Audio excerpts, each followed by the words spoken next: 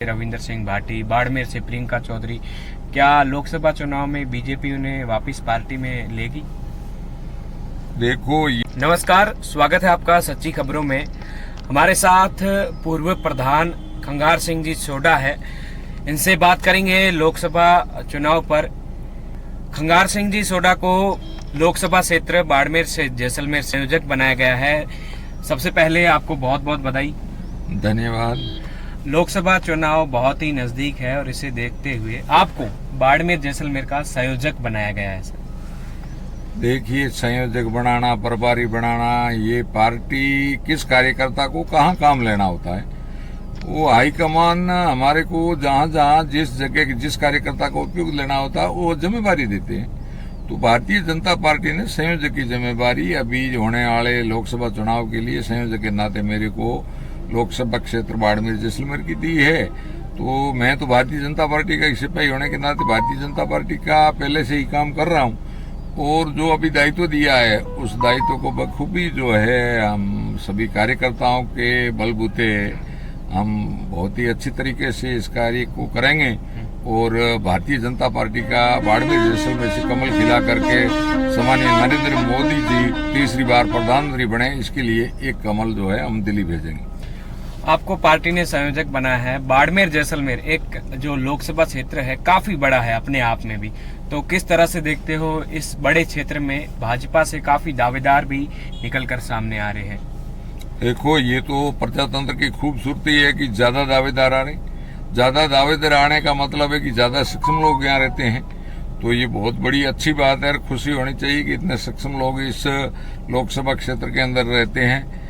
बाकी किसको चुनाव लड़ाना, क्या करना, ये हमारी पार्टी का हाईकमान निर्णय करता है, तय करता है। हम तो विश्वास करते हैं, हमारे पास में चेहरा है नरेंद्र मोदी का और हमारे पास में जो है कमल का फूल यहाँ से विजयी होकर के दिल्ली पहुंचे, इसके ऊपर हम लोग काम करते हैं सारे कार्यकर्ता और सभी कार्यकर्ताओं के साथ में मिलकर के मैं भी वही काम करूंगा, यहाँ से जो है भारतीय जनता पार्टी विजयी हो। बाड़मेर जैसलमेर लोकसभा चुनाव से पहले विधानसभा चुनाव में कई जो कार्यकर्ता या जो उम्मीदवार थे वो बागी हुए थे और उन्होंने चुनाव भी जीता है। शिव से रविंदर सिंह भाटी, बाड़मेर से प्रियंका चौधरी, क्या लोकसभा चुनाव में बीजेपी उन्हें वापस पार्टी में लेगी?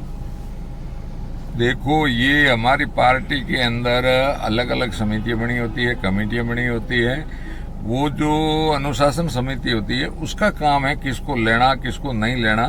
जो अनुशासन समिति में ज्यादा अच्छा तो उन्हीं से पूछेंगे तो वो ही बताएंगे। अनुशासन समिति में जो है वो बता सकते हैं कि किसको लेना है और किसको नहीं लेना है। हम तो भारतीय जनता पार्टी के सिपाही होने के नाते भारतीय जनता पार्टी कैसे मजबूत हो इसके ऊपर काम करते हैं।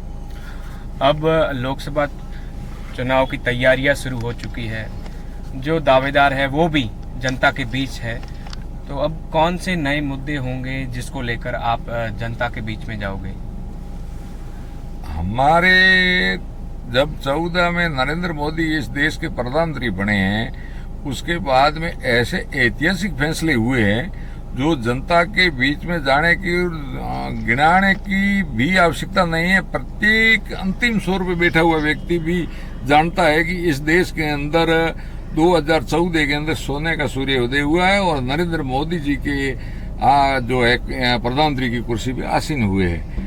तो इन्होंने जो हमारे भारतीय जनता पार्टी ने मोदी जी के आने के बाद में ऐसे ऐसे ऐतिहासिक फैसले किए हैं, धारा 370 हो, हमारे आराध्य जन जन के आराध्य देव भगवान श्री राम का मंदिर हो। देखिए, हम कितने सौभाग्यशाली है कि हमारे आंखों के सामने हमारे आराध्य देव भगवान राम का जो 550 साल से चला आ रहा सपना, लाखों जो कुर्बानियां भी हुई, लेकिन आज हम जो है मंदिर भी बना हुआ देखे, उसका उद्घाटन भी देखा और आज हम उनकी जो है यात्रा करके पवित्र हो रहे हैं। तो ये हमारे देश के लिए बहुत बड़ी खुशी की बात है। अभी अभी आपने सुना होगा अरब कंट्री के अंदर हमारे देश के सम्मानीय प्रधानमंत्री नरेंद्र मोदी जी वहां दुबई या वहां जाकर के हिंदू मंदिर का उद्घाटन करके आ रहे हैं।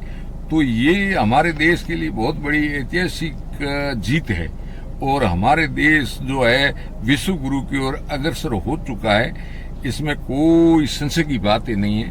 तो भारतीय जनता पार्टी के प्रत्येक कार्यकर्ता ने और हमारे प्रधानमंत्री जी ने सबसे बड़ी है कि अंतिम व्यक्ति भी जो अंतिम छोर पे बैठा हुआ है उसका उदय कैसे करें, इसके ऊपर वो खासकर काम करते हैं। तो प्रत्येक व्यक्ति जो है कामयाब हो, इसके ऊपर मोदी जी का सपना है और सपना साकार करेंगे।